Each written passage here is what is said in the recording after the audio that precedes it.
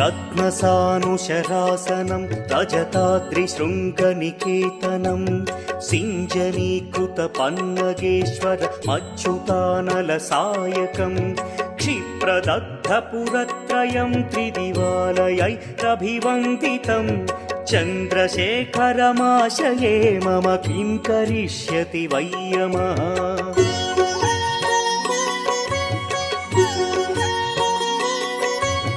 पञ्चपादपपुष्पगन्धपदाम्बुजद्वयशोभितं फाललोचनजातपावकदग्धमन्मथविग्रहं भस्मदिग्धकळेभरं भवनाशनं भवमव्ययं चन्द्रशेखर चन्द्रशेखर चन्द्रशेखर रक्ष माम्।